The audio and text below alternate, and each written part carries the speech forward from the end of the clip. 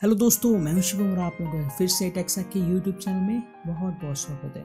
दोस्तों, आज की वीडियो में हम लोग आपको बताने वाले हैं कि कैसे आप यूटीआई में मॉर्फो को चला सकते हैं और कैसे आप जो भी आपके पेंडिंग पड़े हुए हैं पैन कार्ड यूटीआई में उनको आप कैसे क्लियर कर सकते हो।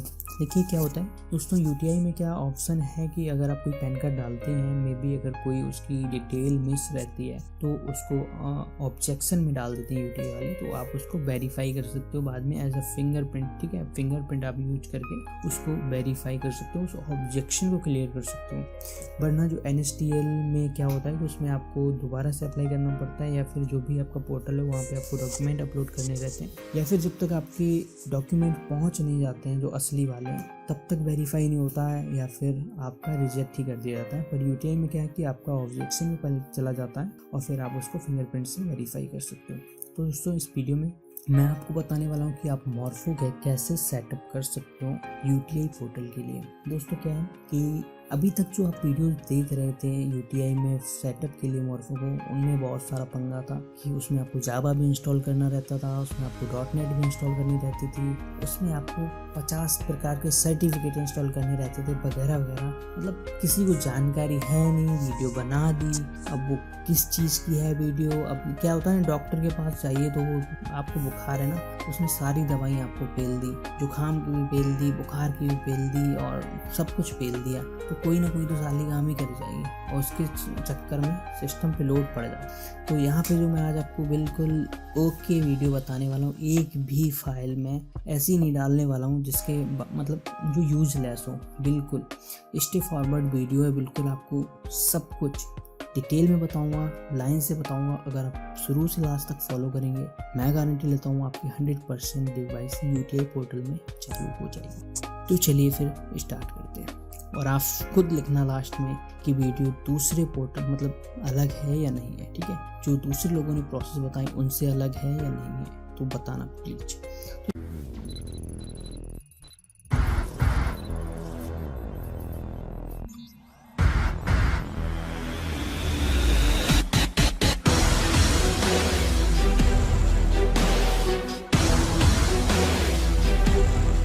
चलिए स्टार्ट करते हैं। सबसे पहले हम आपको एरर को दिखाते हैं जो एरर आ रहा है।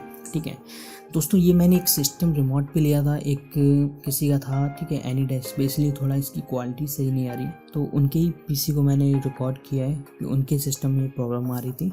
तो क्योंकि मेरा अभी तक कोई पैन कार्ड ऑब्जेक्शन में नहीं फंसा, क्योंकि मैं एनएसटीएल से बनाता हूँ, तो ये उनके में मैंने सारा सेटअप हुआ था। उन्होंने वही वीडियो देख दाख के जो पड़ी हुई थी यूट्यूब पे बहुत सारी, उनसे उन्होंने ट्राई किया तो उनका वही हुआ नहीं। ठीक है, तो उनके में ये एरर आ रहा था। जब वो यहाँ पे डिटेक्ट कर रहे थे तो यहाँ पे एरर आ रहा था क्या, हाँ ये देखिए, डिस्कवरिंग आईडी सर्विस, पर यहाँ पे डिस्कवर नहीं हो रही थी आईडी सर्विस। तो यहाँ पे उनका मैंने क्या किया, मैंने उनकी आईडी सर्विस रिस्टार्ट की, मैंने चेक किया कि डिवाइस इनकी कनेक्ट है या नहीं है, तो इनकी डिवाइस भी कनेक्ट थी। यहाँ पे देखिए यूनिवर्सल सीरियल बस में मैंने चेक किया तो यहाँ पे इनकी देखिए मॉर्फो डिवाइस भी कनेक्ट थी, इनके ड्राइवर्स भी इंस्टॉल थे, सब कुछ इनका इंस्टॉल था। इन्होंने वही वीडियोस फॉलो की थी, ओल्ड आईडी सर्विस इंस्टॉल कर रखी थी और ओल्ड ड्राइवर इंस्टॉल कर रखी, सब कुछ ओल्ड ही ओल्ड था। तो चलिए यहाँ पे मैं लेटेस्ट आपको प्रोसेस बताता हूँ। तो सबसे पहले आपको गूगल पे सर्च करना है टेक्साक के, और इस वेबसाइट पे आपको चले जाना है, और यहाँ पे आने के बाद आपको ऊपर देखिए सर्च का ऑप्शन मिल जाएगा, इसमें आपको सर्च कर देना है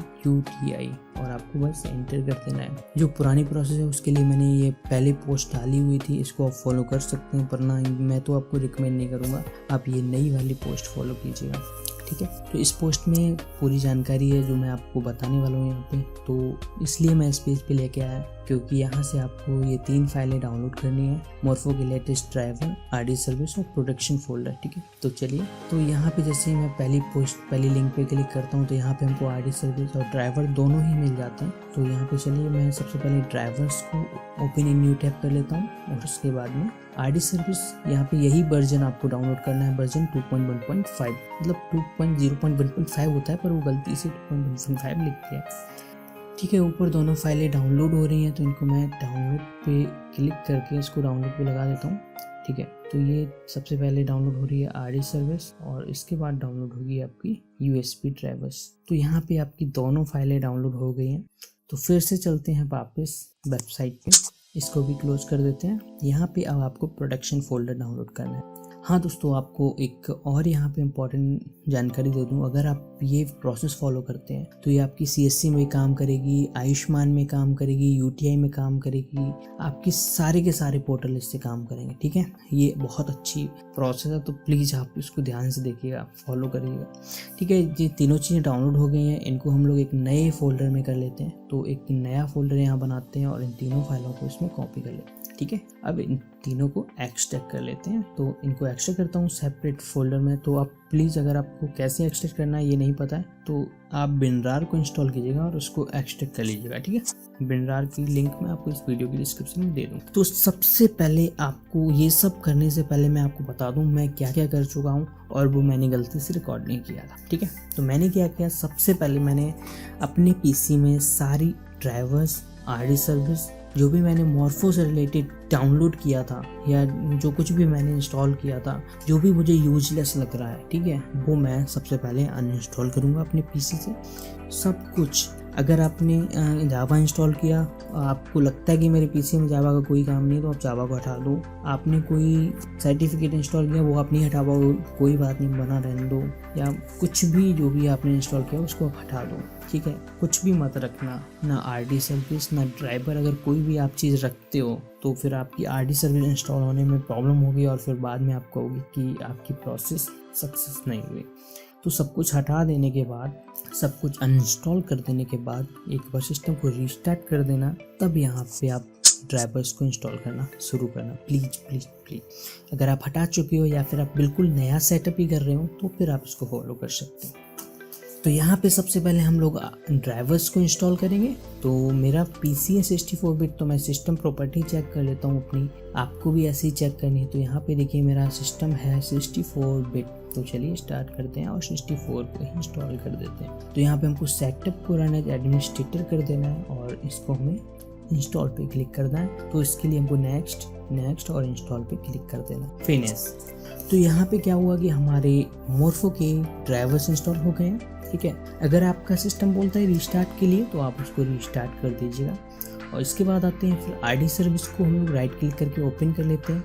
आप right click as run as administrator भी कर सकते हो। ठीक है, तो चलिए ये हमारी RD सर्विस भी इंस्टॉल हो गई है और रन भी हो गई है।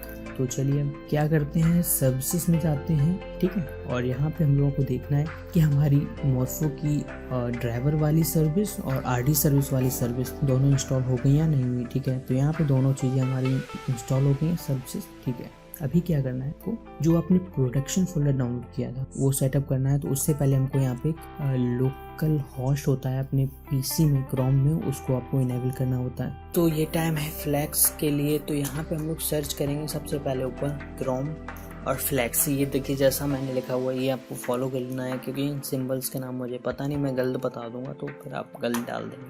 तो ठीक है, यहाँ पे अब ऊपर सर्च कर लेना है हम लोगों को लोकल होस्ट। ठीक है, लोकल होस्ट, और फिर आपको इसको इनेबल कर देना है। मैं ऑलरेडी इनेबल कर चुका हूँ, तो ठीक है, इसको आपको इनेबल कर देना। अब हमको जो प्रोडक्शन फोल्डर हम लोगों ने डाउनलोड किया था उसको हम लोगों को सेटअप करना है। तो उसके लिए हम लोग डाउनलोड फोल्डर में जाएंगे और इस फोल्डर को ओपन करेंगे। देखिए दोस्तों, यहाँ पे क्या है कि इस फोल्डर का नाम CSC आयुष्मान भारत करके है। तो आपको परेशान होने की कोई बात नहीं, क्योंकि इसी फोल्डर में वो सारी फाइल्स हैं जिनकी हमें यूज करना था, तो इसलिए मैंने यही फोल्डर आपको डाउनलोड करवाया। ठीक है, तो इसमें हम लोगों को 3 चीज़ें कॉपी कर लेनी है, सबसे ऊपर वाली और नीचे वाली 2 फाइल, सबसे ऊपर वाली और नीचे वाली 2 फाइलें। ठीक है, और सबसे ऊपर वाली तो कंपलसरी है, ये याद रखना। ठीक है, उसके बिना काम नहीं होना। तो सी में जाएंगे, हम लोग कॉपी कर लिए, यहाँ हम लोग इसको पेस्ट कर देंगे मॉर्फो RD सर्विस सॉफ्ट वाले फोल्डर में। ठीक है, अभी क्या करना है आपको, अभी आपको विंडोज़ में जाना है। ठीक है, सिस्टम 32 में जाना है, फिर यहाँ पे आपको जाना है ड्राइवर्स में, यहाँ पे जाना है ETC में। यहाँ पे आपको एक नया फोल्डर बनाया है, क्योंकि जो आपकी होस्ट फाइल है इसको आपको बैकअप करना है। क्योंकि होस्ट फाइल क्या होती है कि इसको आप अगर डिलीट कर देंगे तो मे बी इन फ्यूचर आपको ज़रूरत पड़ती है, तो आप इसको बैकअप बना के रखिएगा। कोई फाइल यार सिस्टम विंडोज़ में डिलीट मत कीजिए, उसको बैकअप बना लीजिए एक बार, फिर आप उसके साथ कोई भी छेड़खानी कीजिएगा, मे बी इन फ्यूचर ज़रूरत पड़ जाए। ठीक है। तो चलिए फिर आपको यहाँ पे फिर से उसी फोल्डर में आ जाना है। तो मैंने वो सब क्यों कराया आपको समझ में आ गया होगा, क्योंकि हमें यहाँ पे न्यू जो हमने होस्ट फाइल है वो हमको वहाँ पे पेस्ट करनी है। तो न्यू फाइल मैंने कॉपी कर ली, फिर मैं गया System32 में, फिर गया मैं ड्राइवर्स में, और ड्राइवर्स में जाने के बाद etc पे, और फिर यहाँ पे मैंने पेस्ट कर दी।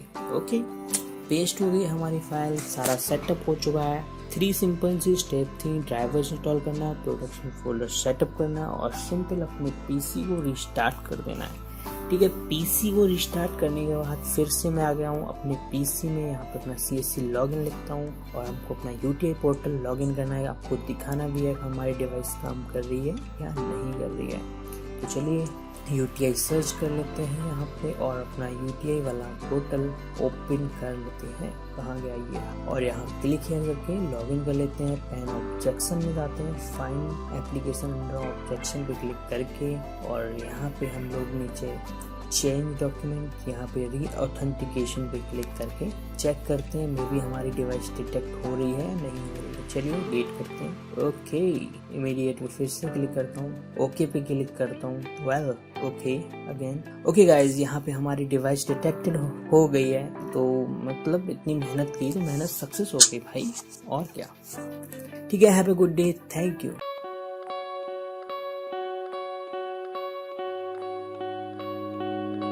Still as a breeze, a river flowing deep. Don't wanna leave the air you breathe. Living me dreams when I think of you.